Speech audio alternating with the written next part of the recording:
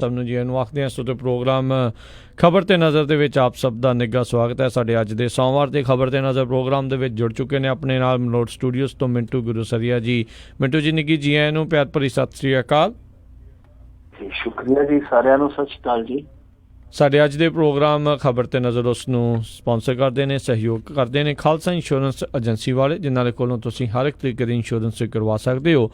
ਇਸ ਮੌਕੇ covered California Obama care ਦੀਆਂ ਜਿਹੜੀਆਂ ਰੀਨਿਊਅਲਸ ਦਾ ਅਤੇ ਨਵੀਆਂ ਐਪਲੀਕੇਸ਼ਨਸ ਭਰਨ ਦਾ ਜਿਹੜਾ ਸਮਾਂ ਚੱਲ ਰਿਹਾ, ਤੁਸੀਂ ਉਸ ਦੇ ਪ੍ਰਤੀ ਜਾਣਕਾਰੀ ਲਈ ਕਾਲ ਕਰੋ ਇਹਨਾਂ ਨੂੰ 408-272-2500 ਦੇ ਉੱਤੇ 4082722500 ਦੇ ਉੱਤੇ।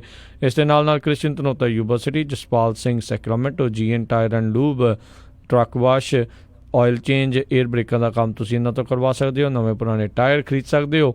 ਹੋਰ ਜਾਣਕਾਰੀ ਲਈ call Nimma Sahota 209-277-0113। Chicago pizza with twist ਵਾਲੇ, ਜਿਨ੍ਹਾਂ ਕੋਲ ਹਰ ਤਰ੍ਹਾਂ ਦਾ veg, non veg, Indian style pizza ਜਿਹੜਾ ਆ ਉਹ ਤੁਸੀਂ ਆਰਡਰ ਕਰ ਸਕਦੇ ਹੋ। ਪੀਜ਼ਾ ਆਰਡਰ ਕਰਨ ਦੇ ਲਈ ਲੋਕੇਸ਼ਨ ਦੀ ਜਾਣਕਾਰੀ ਲਈ ਵੈਬਸਾਈਟ ਵਿਜ਼ਿਟ chicagopizzatwist.com ਤੇ 10% ਡਿਸਕਾਊਂਟ ਦੇ ਲਈ ਕੂਪਨ ਕੋਡ 1313 ਇਸਤੇਮਾਲ ਕਰ ਸਕਦੇ ਹੋ। West Coast truck driving school Fresno ਵਾਲੇ, ਜਿਹੜਾ ਕਿ ਤੁਹਾਨੂੰ ਟਰੱਕ ਦਾ ਲਾਇਸੈਂਸ ਬਹੁਤ ਹੀ ਵਧੀਆ ਤਰੀਕੇ ਨਾਲ ਸਿਖਲਾਈ ਲੈ ਕੇ ਦਿੰਦੇ ਨੇ, ਘੱਟ ਸਮੇਂ 'ਚ ਲੈ ਕੇ ਦਿੰਦੇ ਨੇ। ਹੋਰ ਜਾਣਕਾਰੀ ਲਈ ਕਾਲ ਫ੍ਰਾਂਸਿਸਕੋ ਰਵੇਰਾ 559-800-0590 ਤੇ ਅਜੀਤ ਅਟਵਾਲ 559-374-4541। ਇਹਨਾਂ ਸਾਰਿਆਂ ਦਾ ਬਹੁਤ ਬਹੁਤ ਧੰਨਵਾਦ। ਜੇਕਰ ਤੁਸੀਂ ਜਾਂ ਕੋਈ ਹੋਰ ਕਾਰੋਬਾਰ ਇਸ ਪ੍ਰੋਗਰਾਮ ਨੂੰ ਸਪਾਂਸਰ ਕਰਨਾ ਚਾਹੁੰਦੇ ਹੋ, ਸੰਪਰਕ ਕਰੋ 408-272-5200 ਦੇ ਉੱਤੇ ਜਾਂ 408-722-7698 ਦੇ ਉੱਤੇ। ਮਿੰਟੋ ਜੀ, ਗੱਲਬਾਤ ਦਾ ਸਿਲਸਿਲਾ ਸ਼ੁਰੂ ਕਰਦੇ ਹਾਂ। ਕਹਿੰਦੇ ਗੁਜਰਾਤ ਵਿੱਚ ਯੂਪੀ ਬਿਹਾਰ ਦੇ ਲੋਕਾਂ ਦੇ ਉੱਤੇ ਹਮਲੇ ਸ਼ੁਰੂ ਹੋਏ, ਇੱਦਾਂ ਦਾ ਪਹਿਲੋਂ ਕੰਮ ਮਹਾਰਾਸ਼ਟਰ ਵਾਲੇ ਪਾਸੇ ਹੁੰਦਾ ਸੀ?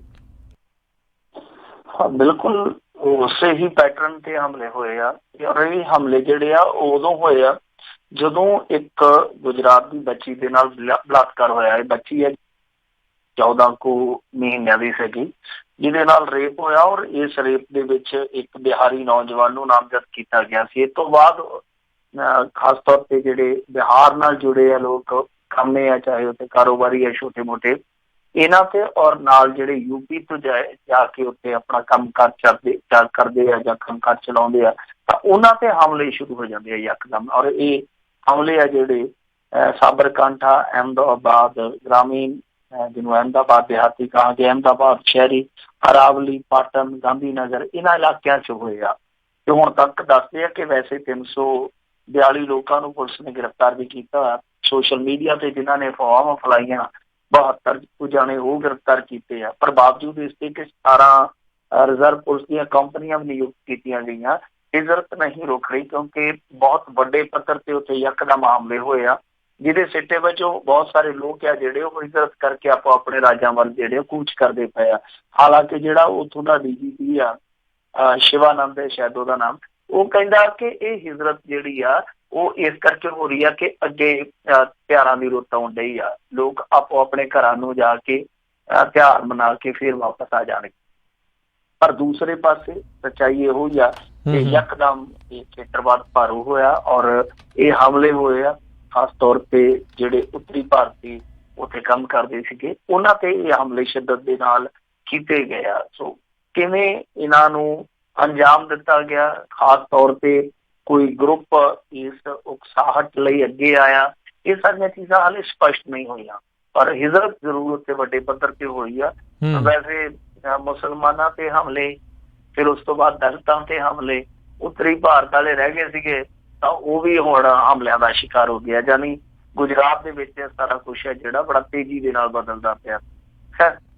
ਇਹੀ ਕਹਿ ਸਕਦੇ ਹਾਂ ਕਿ ਲੋਕ ਆ ਜਿਹੜੇ ਕੋਈ ਇਸ ਗੱਲ ਨੂੰ ਸੋਚਣ ਲਈ ਤਿਆਰ ਹੀ ਨਹੀਂ ਸ਼ਾਇਦ ਕਿ ਜੇ ਇੱਕ ਨੇ ਗੁਨਾਹ ਕੀਤਾ, ਇੱਕ ਨੇ ਕੋਈ ਕਸੂਰ ਕੀਤਾ, ਉਹਦੇ ਨਾਲ ਜੁੜੇ ਜਾਂ ਉਹਦੀ ਕੌਮ ਨਾਲ ਜੁੜੇ ਲੋਕ ਹੈ ਜਿਹੜੇ ਉਹ ਮਾੜੇ ਕਿੱਦਾਂ ਹੋ ਗਏ। ਸੋ ਇਹ ਸੋਚਣ ਦੀ ਗੱਲ ਹੈ, ਸਮਝਣ ਦੀ ਗੱਲ ਹੈ, ਪਰ ਕੋਈ ਸੋਚਦਾ ਸਮਝਦਾ ਨਹੀਂ ਹੈ। ਬਸ ਦੌਰ ਹੀ ਇਹੋ ਜਿਹਾ, ਲੋਕ ਪਾਗਲ ਹੋ ਰਹੇ ਆ ਤੇ ਫੋਨ ਸਮਾਰਟ ਹੋ ਰਹੇ ਆ, ਦੌਰ ਹੀ ਏਦਾਂ ਦਾ। ਸਹੀ ਗੱਲ, ਬਿਲਕੁਲ ਸਹੀ ਗੱਲ ਜੀ। ਅਗਲੀ ਗੱਲ ਕਰਦੇ, ਕਹਿੰਦੇ ਚੌਟਾਲਾ ਫੈਮਿਲੀ ਵਿੱਚ ਦਸੀਆਂ ਦਰਾਰਾਂ ਨੇ ਨਵੇਂ ਜਿਹੜੇ ਆ ਉਹ ਚਰਚੇ ਛੇੜੇ ਆ। ਦੇਖੋ, ਚੌਟਾਲਾ ਫੈਮਿਲੀ ਹੈ ਜਿਹੜੀ ਉਹ ਬਾਦਲ ਫੈਮਿਲੀ ਤੇ ਜੇ ਬਾਦਲ ਫੈਮਿਲੀ ਦੇ ਵਿੱਚ ਇਸ ਤਰ੍ਹਾਂ ਦਾ ਰੱਸਾਕੱਛੀ ਵਾਲਾ ਕੰਮ ਸ਼ੁਰੂ ਹੋ ਗਿਆ ਸੀਗਾ, ਫਿਰ ਉੱਥੇ ਵੀ ਮਾੜਾ ਮੋਟਾ ਚੱਲਣਾ ਹੀ ਸੀਗਾ। ਹੁਣ ਚੌਟਾਲਿਆਂ ਦਾ ਜਿਹੜਾ ਇਹ ਵਿਗਾੜ ਪਿਆ, ਹਾਲਾਂਕਿ ਵਿਗਾੜ ਹੈ ਜਿਹੜਾ ਉਹ ਸ਼ੁਰੂਆਤੀ ਗੇੜ ਦੇ ਵਿੱਚ ਹੀ ਆ, ਪਰ ਕੰਮ ਜਿਹੜਾ ਕਾਫੀ ਵਿਗੜਿਆ ਜਾਪਦਾ। ਇਹਨਾਂ ਨੇ ਰੈਲੀ ਕੀਤੀ ਹੈ, 105ਵਾਂ ਜਨਮ ਦਿਨ ਮਨਾਇਆ ਸੀਗਾ ਸਵਰਗਵਾਸੀ ਦੇਵੀ ਲਾਲ ਦਾ, ਇਹਨਾਂ ਨੇ ਵੱਡੀ ਰੈਲੀ ਕੀਤੀ। ਇਹਨਾਂ ਨੇ ਵੀ ਇੱਕ ਤਰ੍ਹਾਂ ਨਾਲ ਜਿੱਦਾਂ ਇੱਥੇ ਅਕਾਲੀਆਂ ਨੇ ਕਾਂਗਰਸੀਆਂ ਨੇ ਰੈਲੀ ਕਰਕੇ ਸਿੱਧੇ ਰੂਪ ਦੇ ਵਿੱਚ ਇਲੈਕਸ਼ਨ 'ਚ ਕੁੱਦਣ ਦਾ ਇਹਨਾਂ ਨੇ ਵਿਗਲ ਵਜਾਇਆ। ਉਦਾਂ ਹੀ ਉਹਨਾਂ ਨੇ ਇੱਕ ਰੈਲੀ ਕੀਤੀ ਸੀ, ਇਹਨਾਂ ਦਾ ਜਿਹੜਾ ਓਮ ਪ੍ਰਕਾਸ਼ ਚੌਟਾਲਾ ਤਿਹਾੜ ਦੇ ਵਿੱਚ ਕੈਦ ਕੱਢਦਾ ਪਿਆ, ਉਹ ਵੀ ਛੁੱਟੀ ਆਇਆ ਸੀਗਾ। ਉਹਨੇ ਵੀ ਇਸ ਮੌਕੇ ਦਾ ਖੂਬ ਫਾਇਦਾ ਚੁੱਕਿਆ ਕਿ ਚਲੋ ਰੈਲੀ ਕਰਕੇ ਇੱਥੇ ਸ਼ੰਖਨਾਦ ਕਰ ਚੱਲਦੇ ਆ, ਮੁੜ ਕੇ ਜਵਾਕ ਆਪੇ ਰੇੜਾ ਧੱਕੀ ਕਰਨਗੇ। ਤਾਂ ਇਸ ਰੈਲੀ ਦੇ ਵਿੱਚ ਥੋੜਾ ਜਿਹਾ ਵਿਗਾੜ ਹੈ ਜਿਹੜਾ ਉਹ ਦਿਸਿਆ, ਵੈਸੇ ਥੋੜਾ ਨਹੀਂ, ਮੇਰੇ ਖਿਆਲ ਦੇ ਨਾਲ ਤੇ ਕਾਫੀ ਵੱਡਾ ਵਿਗਾੜ ਹੈ। ਇੱਕ ਤੇ ਇਹ ਆ ਕਿ ਜਿਹੜਾ ਦੁਸ਼ਯੰਤ ਚੌਟਾਲਾ ਉਹ ਮੈਂਬਰ ਪਾਰਲੀਮੈਂਟ ਆ, ਦੱਸਦੇ ਕਿ ਉਹ ਇਸ ਰੈਲੀ ਦੇ ਵਿੱਚ ਜਿਹੜੀ ਗਵਾਨਾ ਦੇ ਵਿੱਚ ਹੋਈ ਆ ਤੜਕੇ 9 ਵਜੇ ਆ ਕੇ ਬਹਿ ਗਿਆ ਤੇ ਮੁੜ ਕੇ ਟਰੈਕਟਰ ਯਾਤਰਾ ਆਉਣੀ ਸੀ, ਇੱਕ ਟਰੈਕਟਰ ਯਾਤਰਾ ਦੀ ਅਗਵਾਈ ਕਰਕੇ ਲਿਆਇਆ ਤੇ ਜਦੋਂ ਉਹ ਆਇਆ ਤੇ ਉੱਥੇ ਫਿਰ ਇਹਦੇ ਹੱਕ ਦੇ ਵਿੱਚ ਨਾਅਰੇਬਾਜ਼ੀ ਕੀਤੀ ਗਈ। ਔਰ ਨਾਅਰੇਬਾਜ਼ੀ ਕਿਸ ਤਰ੍ਹਾਂ ਦੀ ਸੀਗੀ ਕਿ ਹਰਿਆਣੇ का मुख्यमंत्री कैसा हो, दुष्यंत चौटाला जी जैसा हो, इस तरह की नारेबाजी की गई। पर जो अभय चौटाला आके मंच पे बोलने लग्या ते अभय चौटाला के विरोध में हूटिंग होनी शुरू हो। सो दो चीज़ां वापरियां कि दुष्यंत चौटाला जो आउंदा ते उदों नारेबाजी की जाती है कि मुख मंत्री ਇਹਦੇ ਵਰਗਾ ਹੋਵੇ, ਜਾਨੀ ਉਹਦੇ ਹੱਕ 'ਚ ਨਾਅਰੇਬਾਜ਼ੀ ਕੀਤੀ ਜਾਂਦੀ ਹੈ। ਤੇ ਜਦੋਂ ਅਭੈ ਚੌਟਾਲਾ ਬੋਲਦਾ ਤਾਂ ਫਿਰ ਉਸ ਸਮੇਂ ਹੂਟਿੰਗ ਹੁੰਦੀ ਹੈ। ਇਹਦਾ ਮਤਲਬ ਇਹੋ ਹੀ ਆ ਕਿ ਚਾਚਾ ਭਤੀਜਾ ਦੇ ਵਿੱਚ ਕੁਛ ਨਾ ਕੁਛ ਖੱਟ ਪੱਟ ਰਿਹਾ। ਤੇ ਦੂਜੇ ਪਾਸੇ ਓਮ ਪ੍ਰਕਾਸ਼ ਚੌਟਾਲਾ ਜਿਹੜਾ ਉਹ ਇਸ ਚੀਜ਼ ਨੂੰ ਵੇਖ ਕੇ ਕਾਫੀ ਉਬਲ ਪਿਆ। ਉਹ ਕਹਿੰਦਾ ਕਿ ਮੈਂ ਵੇਖ ਲਿਆ ਕਿ ਕੌਣ ਕੀ ਕਰਦਾ ਪਿਆ, ਮਾਹੌਲ ਖਰਾਬ ਕਰਨ ਵਾਲੇ ਜਾਂ ਤੇ ਸੁਧਰ ਜਾਣ, ਨਹੀਂ ਤੇ ਇਲੈਕਸ਼ਨ ਤੋਂ ਪਹਿਲਾਂ ਮੈਂ ਇਹਨਾਂ ਨੂੰ ਪਾਰਟੀ 'ਚ ਚੁੱਕ ਕੇ ਏਦਾਂ ਸੁੱਟ ਦੂੰਗਾ ਜਿੱਦਾਂ ਦੁੱਧ 'ਚੋਂ ਮੱਖੀ ਬਾਹਰ ਮਾਰੀ ਦੀ ਆ। ਸੋ ਉਹਨੇ ਉੱਥੇ ਮੰਚ ਤੋਂ ਹੀ ਇਹ ਸਾਰਾ ਕੁਛ ਜਿਹੜਾ ਸੁਣਾ ਦਿੱਤਾ। ਪਰ ਦਰਾਰਾਂ ਜਿਹੜੀਆਂ ਉਹ ਕਾਫੀ ਵੱਡੇ ਪੱਧਰ ਤੇ ਉੱਥੇ ਵੇਖੀਆਂ ਗਈਆਂ ਕਿਉਂਕਿ ਇਹਨਾਂ ਦੋਨਾਂ ਦੀਆਂ ਟੀ ਸ਼ਰਟਾਂ ਵੀ ਅਲੱਗ-ਅਲੱਗ ਵੰਡੀਆਂ ਗਈਆਂ ਸੀ। ਜਿਹੜੇ ਇਹਨਾਂ ਦੇ ਸਮਰਥਕ ਆਏ ਸੀਗੇ ਜੋ ਉਹਨਾਂ ਲਈ ਟੀ ਸ਼ਰਟਾਂ ਬਣਾਈਆਂ ਗਈਆਂ ਸੀ। ਉਦਾਹਰਨ ਦੇ ਤੌਰ ਤੇ ਜਿਹੜੀ ਅਭੈ ਚੌਟਾਲਾ ਦੀ ਟੀ ਸ਼ਰਟ ਸੀਗੀ ਉਹ ਹਰੇ ਰੰਗ ਦੀ ਸੀ, ਤਾਂ ਉਹਦੇ 'ਚ ਸਿਰਫ ਤੇ ਸਿਰਫ ਅਭੈ ਚੌਟਾਲਾ ਇਹ ਓਮ ਪ੍ਰਕਾਸ਼ ਚੌਟਾਲਾ ਦਾ ਚਿੱਤਰ ਸੀਗਾ, ਜਦਕਿ ਦੂਸਰੇ ਪਾਸੇ ਵਾਈਟ ਟੀ ਸ਼ਰਟ ਸੀਗੀ ਉਹਦੇ ਵਿੱਚ 3 ਫੋਟੋਆਂ ਸੀਗੀਆਂ, ਯਾਨੀ ਰੰਗ ਵੀ ਵਾਈਟ ਤੇ ਹਰਿਆ ਵੰਡਿਆ ਗਿਆ। ਤੇ ਇਹਨਾਂ ਦੇ ਵਿੱਚ ਜਿਹੜੀਆਂ ਤਸਵੀਰਾਂ ਸੀਗੀਆਂ ਉਹ ਵੀ ਅਲੱਗ-ਅਲੱਗ ਸੀ। ਸੋ ਇਹ ਤਸਵੀਰਾਂ ਹੀ ਦਿਖਾਉਂਦੀਆਂ ਸਨ ਅਸਲੀ ਤਸਵੀਰ ਦਾ ਰੰਗ ਕਿ ਕਿਤੇ ਨਾ ਕਿਤੇ ਅੰਦਰ ਖਾਤੇ ਜਿਹੜਾ ਚੌਟਾਲਾ ਪਰਿਵਾਰ ਦੀ ਉਹ ਪਾਟਕ ਦੇ ਨਾਲ ਜੂਝਦਾ ਪਿਆ। ਹਾਲਾਂਕਿ ਹੈ ਤੇ ਬਾਦਲ ਸਾਹਿਬ ਵਾਲਾ ਕੰਮ ਆ ਜੀ ਕਿ ਮਿਨਿਸਟਰੀ ਕੰਧ ਤੇ ਪਈ ਆ, ਉਹ ਚੱਕ ਲਵੇ ਚਾਹੇ ਉਹ ਚੱਕ ਲਵੇ, ਰਹਿਣੀ ਬਾਦਲਾਂ ਦੇ ਘਰ ਦੇ, ਚਾਹੇ ਮਨਪ੍ਰੀਤ ਬਾਦਲ ਬਣ ਜਾਵੇ ਚਾਹੇ ਸੁਖਬੀਰ ਬਾਦਲ ਬਣ ਜਾਵੇ। ਤਾਂ ਏਦਾਂ ਦਾ ਹੈ ਮਾਹੌਲ। ਪਰ ਇਹਨਾਂ ਲਈ ਇਲੈਕਸ਼ਨ 'ਚ ਜਾਣ ਤੋਂ ਪਹਿਲਾਂ ਇਸ ਤਰ੍ਹਾਂ ਦਾ ਪਾਟਕ ਉੱਭਰ ਆਉਣਾ ਮੇਰੇ ਖਿਆਲ ਦੇ ਨਾਲ ਸ਼ੁਭ ਸੰਕੇਤ ਨਹੀਂ ਹੈ। ਵੈਸੇ ਵੀ ਸੱਤਾ ਨੂੰ ਤਰਸਦੇ ਪਏ, ਕੁਰਸੀ ਨੂੰ ਤਰਸਦੇ ਪਏ ਆ, ਕਿਤੇ ਇਹ ਨਾ ਹੋਵੇ ਕਿ ਐਤਕੀ ਫਿਰ ਤਰਸਣ ਜੋਗੀ ਰਹਿ ਜਾਣ, ਬਰਸਣ ਜੋਗੇ ਨਾ ਹੋਣ। ਜੀ ਜੀ ਜੀ ਅਗਲੀ ਜਿਹੜੀ ਆਪਾਂ ਗੱਲ ਕਰਦੇ ਮਿੰਟੂ ਜੀ, ਕਹਿੰਦੇ ਸਰਕਾਰੀ ਮੁਲਾਜ਼ਮਾਂ ਦੇ ਬੱਚਿਆਂ ਨੂੰ ਸਰਕਾਰੀ ਸਕੂਲਾਂ ਦੇ ਵਿੱਚ ਪੜ੍ਹਾਉਣਾ ਲਾਜ਼ਮੀ ਕਰਨ ਲਈ ਸੁਪਰੀਮ ਕੋਰਟ ਤੱਕ ਹੁਣ ਪਹੁੰਚ ਹੋਈ ਹੈ। ਤੁਹਾਨੂੰ ਯਾਦ ਹੋਣਾ ਇੱਕ ਵਾਰੀ ਇਲਾਹਾਬਾਦ ਹਾਈ ਕੋਰਟ 'ਚੋਂ ਇਹ ਫੈਸਲਾ ਆ ਗਿਆ ਸੀਗਾ ਕਿ ਜਿੰਨੇ ਵੀ ਲੋਕ ਸਰਕਾਰੀ ਖਜ਼ਾਨੇ 'ਚੋਂ ਤਨਖਾਹ ਲੈਂਦੇ ਆ, ਚਾਹੇ ਉਹ ਹਾਕਮ ਹੋਣ, ਚਾਹੇ ਉਹ ਜੁਡੀਸ਼ਰੀ ਨਾਲ ਜੁੜੇ ਲੋਕ ਹੋਣ, ਚਾਹੇ ਉਹ ਅਫਸਰਾਨ ਹੋਣ, ਉਹਨਾਂ ਸਾਰਿਆਂ ਦੇ ਬੱਚੇ ਸਰਕਾਰੀ ਸਕੂਲਾਂ 'ਚ ਪੜ੍ਹਨ। ਹਾਲੇ ਵੀ ਕਈ ਮੌਕਿਆਂ ਤੇ ਜਦੋਂ ਡਿਸਕਸ਼ਨ ਚੱਲਦੀ ਹੈ ਐਜੂਕੇਸ਼ਨ ਨੂੰ ਲੈ ਕੇ ਤੇ ਉਹ ਫੈਸਲਾ ਜਿਹੜਾ ਕੋਰਟ ਕੀਤਾ ਜਾਂਦਾ, ਆਮ ਤੌਰ ਤੇ ਆਮ ਬੈਠਾਂ ਦੇ ਵਿੱਚ ਉਸ ਫੈਸਲੇ ਨੂੰ ਕੋਰਟ ਕੀਤਾ ਜਾਂਦਾ। ਤਾਂ ਉਸ ਫੈਸਲੇ ਦਾ ਹਾਲ ਜੋ ਹੋਇਆ ਸੀ, ਹਸ਼ਰ ਜੋ ਹੋਇਆ ਸੀਗਾ ਉਹ ਇਹ ਸੀਗਾ ਕਿ ਉਹ ਇੰਪਲੀਮੈਂਟ ਨਹੀਂ ਕੀਤਾ ਗਿਆ। ਹੋਰ ਤੇ ਕਿਤੇ ਕੀ ਕੀਤਾ ਜਾਣਾ ਸੀਗਾ, ਯੂਪੀ ਦੇ ਵਿੱਚ ਵੀ ਨਹੀਂ ਕੀਤਾ ਗਿਆ। ਤੇ ਇੱਕ ਸੱਜਣ ਨੇ ਜਾਂ ਇੱਕ ਸੰਗਠਨ ਨੇ ਕਹਿ ਲਈਏ ਫਿਰ ਇੱਕ ਹਾਈ ਕੋਰਟ ਦੇ ਵਿੱਚ ਹੀ ਦੁਬਾਰਾ ਪਹੁੰਚ ਕੀਤੀ ਸੀਗੀ, ਇਲਾਹਾਬਾਦ ਹਾਈ ਕੋਰਟ ਦੇ ਵਿੱਚ ਜਿਹੜੇ ਹੁਕਮ ਤੁਸੀਂ ਦਿੱਤੇ ਸੀਗੇ ਉਹਦੇ ਅਵੱਗਿਆ ਕੀਤੀ ਗਈ ਆ, ਉਹਨਾਂ ਨੂੰ ਠੀਕ ਢੰਗ ਨਾਲ ਲਾਗੂ ਨਹੀਂ ਕੀਤਾ ਗਿਆ।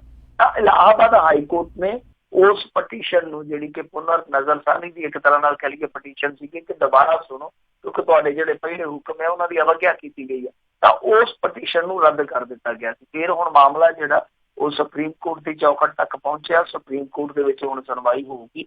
ਸੋ ਇਹਨਾਂ ਨੇ ਜੋ ਉੱਥੇ ਪਟੀਸ਼ਨ ਪਾ ਕੇ ਮੰਗ ਕੀਤੀ ਆ ਉਹ ਉਹੀ ਹੈ ਕਿਉਂਕਿ ਇਲਾਹਾਬਾਦ ਹਾਈ ਕੋਰਟ ਪਹਿਲਾਂ ਦੇ ਚੁੱਕਿਆ ਫੈਸਲਾ। ਇਹ ਕਹਿੰਦੇ ਆ ਕਿ ਉਸ ਫੈਸਲੇ ਨੂੰ ਲਾਗੂ ਕਿਉਂ ਨਹੀਂ ਕੀਤਾ ਗਿਆ। ਤਾਂ ਹੁਣ ਸੁਪਰੀਮ ਕੋਰਟ ਅਖੀਰਲੀ ਮੋਹਰ ਲਾਊਗੀ ਕਿ ਕੀ ਉਹ ਫੈਸਲਾ ਸਹੀ ਸੀਗਾ ਜਾਂ ਗਲਤ ਸੀਗਾ, ਜਾਂ ਉਹ ਜੇ ਸਹੀ ਸੀ ਤੇ ਅਵੱਗਿਆ ਹੋਈ ਆ ਜਾਂ ਨਹੀਂ ਹੋਈ।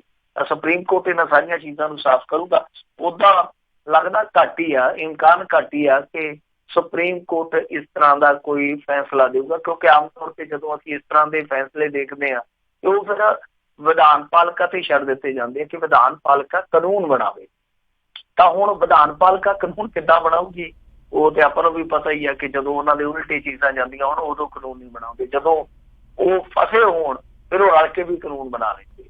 ਪਰ ਇਹ ਚੀਜ਼ ਸੱਚਾਈ ਹੈ, ਇਹ ਹਕੀਕਤ ਆ ਕਿ ਸਾਡੀ ਇੱਥੋਂ ਦੀ ਐਜੂਕੇਸ਼ਨ ਹੈ ਜਿਹੜੀ ਉਹ ਮੰਦੇ ਦੌਰ ਚੋਂ ਗੁਜ਼ਰਦੀ ਪਈ ਆ।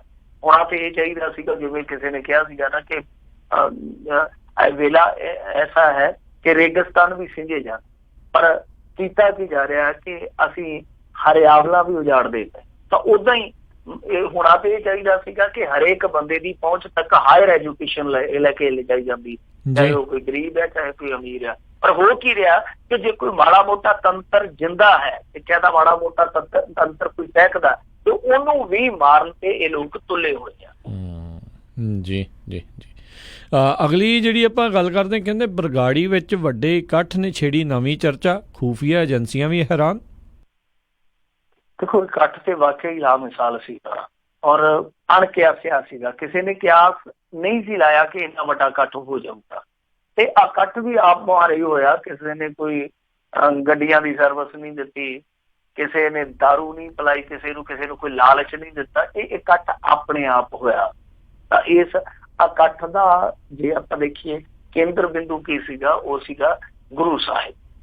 ਤਾਂ ਇਹਨੂੰ ਹੁਣ ਕੁਛ ਲੋਕ ਆਪੋ ਆਪਣੇ ਪੱਧਰ ਤੇ ਜੋੜਦੇ ਪਏ ਆ ਕਿ ਦੇਖੋ ਜੀ ਇਹ ਮੇਰੇ ਕਰਕੇ ਹੋ ਗਿਆ, ਮੇਰੇ ਕਰਕੇ ਹੋ ਗਿਆ। ਅੰਦਰ ਖਾਤੇ ਹੁਣ ਕ੍ਰੈਡਿਟ ਲੈਣ ਦੀ ਇੱਕ ਦੌੜ ਵੀ ਲੱਗੀ ਹੋਈ ਆ, ਹੌੜ ਵੀ ਲੱਗੀ ਹੋਈ ਆ। ਉਹ ਆਪੋ ਆਪਣੇ ਥਾਂ ਤੇ ਬੰਦੇ ਆ ਜਿਹੜੇ ਆਪੋ ਆਪਣੇ ਕੰਮਾਂ ਨੂੰ ਲੱਗੇ ਆ। ਪਰ ਇਹ ਸਾਫ਼ ਹੈ ਕਿ ਉਹ ਇਕੱਠ ਹੈ ਜਿਹੜਾ ਉਹ ਸਿਰਫ ਗੁਰੂ ਅਕੀਦਤ ਕਰਕੇ ਹੋਇਆ। ਤਾਂ ਹੁਣ ਉਸ ਇਕੱਠ ਨੇ ਸਾਰਿਆਂ ਨੂੰ ਫਿਕਰਾਂ ਦੇ ਵਿੱਚ ਪਾਇਆ। ਇਹ ਤੇ ਕਹਿੰਦਾ ਕੋਈ ਅਕਾਲੀ 20,000 ਤੇ ਰਹਿ ਗਏ, ਅਕਾਲੀ ਕਹਿੰਦੇ ਕਿ ਸਾਡੇ ਇੱਥੇ 2 ਲੱਖ ਇਕੱਠ ਸੀਗਾ, ਲੋਕੀ ਕਹਿੰਦੇ ਜੇ ਕਿ 2 ਲੱਖ ਉਹ ਇਕੱਠ ਸੀਗਾ ਤੇ ਫਿਰ ਬਰਗਾੜੀ ਵਾਲਾ ਤੇ 20 ਲੱਖ ਹੋਣਾ ਚਾਹੀਦਾ। ਤੇ ਦੂਸਰੇ ਪਾਸੇ ਕਾਂਗਰਸੀ ਕਹਿੰਦੇ ਆ ਕਿ 80 ਲੱਖ ਤੋਂ ਟਪਾਤਾ। ਯਾਨੀ ਗਿਣਤੀਆਂ ਮਿਣਤੀਆਂ, ਪਰ ਇੱਕ ਚੀਜ਼ ਜਿਹੜੀ ਆ ਉਹ ਸਾਰੇ ਹੀ ਮੰਨ ਕੇ ਚੱਲਦੇ ਪਏ ਆ ਕਿ ਬਰਗਾੜੀ ਦੇ ਵਿੱਚ ਇਕੱਠ ਸੀਗਾ ਜਿਹੜਾ ਬੜਾ ਜ਼ਬਰਦਸਤ ਇਕੱਠ ਸੀਗਾ। ਪਰ ਉਸ ਬਾਅਦ ਚ ਜਿਹੜਾ ਨਿਕਲਿਆ ਉਹਦੇ ਵਿੱਚ ਤੇ ਫਿਰ ਹੜ੍ਹ ਹੀ ਆ ਗਿਆ, ਜਿੱਦਾਂ ਆਪਾਂ ਕਹਿ ਦਿੰਦੇ ਕਿ ਆਦਮ ਹੜ੍ਹ ਆ ਗਿਆ, ਇੰਨਾ ਜ਼ਿਆਦਾ ਇਕੱਠ ਸੀਗਾ। ਖੈਰ ਹੁਣ ਇਸ ਇਕੱਠ ਦੀਆਂ ਜਿਹੜੀਆਂ ਨੇ ਉਹ ਸੰਭਾਵਨਾਵਾਂ ਵੇਖੀਆਂ ਜਾ ਰਹੀਆਂ ਕਿ ਅੱਗੇ ਕੀ ਹੋ ਸਕਦੀਆਂ। ਤਾਂ ਕੁੱਲ ਮਿਲਾ ਕੇ ਦੇਖੋ ਅਕਾਲੀ ਹੈ ਜਿਹੜੇ ਉਹ ਇਸ ਸਮੇਂ ਹੋਣ ਦੀ ਲੜਾਈ ਲੜਦੇ ਪਏ ਆ ਔਰ ਉਹਨਾਂ ਦੇ ਕੋਲ SGPC ਹੈ ਜਿਹੜੀ ਉਹ ਇੱਕ ਤਰ੍ਹਾਂ ਨਾਲ ਕਹਿ ਲਈਏ ਕਿ ਆਖਰੀ ਹਥਿਆਰ ਹੈ, ਆਖਰੀ ਹਥਿਆਰ ਹੈ ਲੜਾਈ ਵਾਸਤੇ।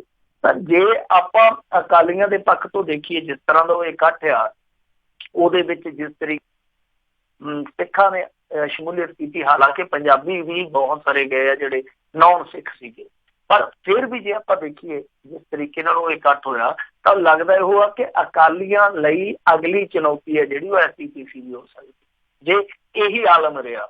ਤਾਂ ਦੂਸਰੇ ਪਾਸੇ ਇਹਨਾਂ ਨੇ ਜਿਨ੍ਹਾਂ ਨੇ ਮਿਸ਼ਨ 13 ਉੱਥੇ ਐਲਾਨ ਕਰ ਦਿੱਤਾ ਕਿ ਅਸੀਂ 13 ਦੀਆਂ 13 ਸੀਟਾਂ ਤੇ ਕਲੀਨ ਸਵੀਪ ਕਰਨਾ ਕਾਂਗਰਸੀਆਂ ਨੇ, ਤੇ ਜੇ ਕਾਂਗਰਸੀ ਇਸ ਮੁੱਦੇ ਤੇ ਕੀਤੀ ਜ਼ੁਬਾਨ ਨੂੰ ਨਹੀਂ ਪਗਾਉਂਦੇ ਕਿ ਜਿਹੜਾ ਮਿਸ਼ਨ 13, ਤਾਂ ਮੇਰੇ ਖਿਆਲ ਦੇ ਨਾਲ ਇਹ ਮਿਸ਼ਨ ਜਿਹੜਾ 13 ਫਿਰ ਇਹ 13 ਨਹੀਂ, ਇਹ ਫਿਰ ਇਕੱਲਾ 13 ਹੀ ਰਹਿ ਜਾਊਗਾ ਵੀ ਤੂੰ ਆਪਣੇ ਜੋਗਾ ਮਿਸ਼ਨ ਰੱਖ ਲਾ। ਲੋਕਾਂ ਦਾ ਜਿਹੜਾ ਫਤਵਾ ਉਹ ਸ਼ਾਇਦ ਇੰਨਾ ਭਾਰਾ ਨਹੀਂ ਹੋਊਗਾ ਇਹਨਾਂ ਦੇ ਹੱਥ ਦੇ ਵਿੱਚ। ਸੋ ਇਹ ਚੀਜ਼ ਜਿਹੜੀ ਆ ਉਹ ਸਾਫ਼ ਤੌਰ ਤੇ ਸੰਕੇਤ ਦਿੰਦੀ ਆ ਕਿ ਇਸ ਇਕੱਠ ਨੇ ਇਕੱਲੇ ਅਕਾਲੀਆਂ ਨੂੰ ਕਾਂਗਰਸੀਆਂ ਨੂੰ ਹੀ ਨਹੀਂ ਫਿਕਰਾਂ ਚ ਪਾਇਆ। ਇੱਕ ਪਾਰਟੀ ਹੋਰ ਵੀ ਆ ਜਿਹੜੀ ਇਸ ਸਮੇਂ ਮੱਥਾ ਤਰੇਲੀ ਕਰੀ ਬੈਠੀ, ਉਹ ਆਮ ਆਦਮੀ ਪਾਰਟੀ।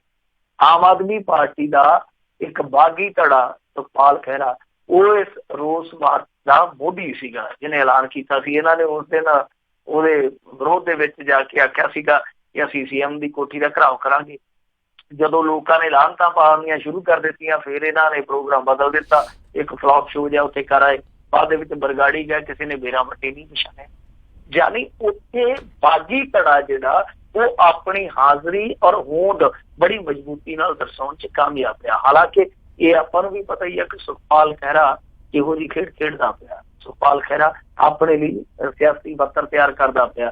ਪਰ ਜਿਸ ਤਰੀਕੇ ਨਾਲ ਉਹਨੇ ਤਿੰਨਾਂ ਪਾਰਟੀਆਂ ਨੂੰ ਮਾਤ ਪਾਈ ਆ, ਉਹ ਵੇਖਣ ਵਾਲੀ ਗੱਲ ਹੈ, ਸੋਚਣ ਵਾਲੀ ਗੱਲ ਹੈ। ਪਰ ਸਭ ਤੋਂ ਵੱਡੀ ਗੱਲ ਇਹ ਆ ਕਿ ਜੇ ਮੰਨ ਲਓ ਕੋਈ ਸੱਚੀ ਲੀਡਰਸ਼ਿਪ ਇਸ ਸਮੂਹ ਨੂੰ, ਜਿਹੜਾ ਕਿ ਰਵਾਇਤੀ ਧਿਰਾਂ ਨੂੰ ਔਰ ਵਿੱਚ ਆਮ ਆਦਮੀ ਪਾਰਟੀ ਨੂੰ ਵੀ ਰੱਦ ਕਰਕੇ ਗੁਰੂ ਅਕੀਦਤ ਨੂੰ ਸਮਰਪਿਤ ਹੋ ਕੇ ਅੱਗੇ ਵਧਿਆ, ਜੇ ਉਹਨੂੰ ਅਗਵਾਈ ਦੇ ਕੇ ਫਿਰ ਕਿਸੇ ਪੋਲੀਟੀਕਲ ਮੂਵਮੈਂਟ ਦੇ ਵਿੱਚ ਕਨਵਰਟ ਕਰ ਦਿੱਤਾ ਜਾਂਦਾ ਤਾਂ ਇਹ ਮੇਰੇ ਖਿਆਲ ਦੇ ਨਾਲ ਇੱਕ ਬਦਲਾਅ ਦਾ ਬਹੁਤ ਵੱਡਾ ਚਿੰਨ੍ਹ ਸਾਬਤ ਹੋ ਸਕਦਾ।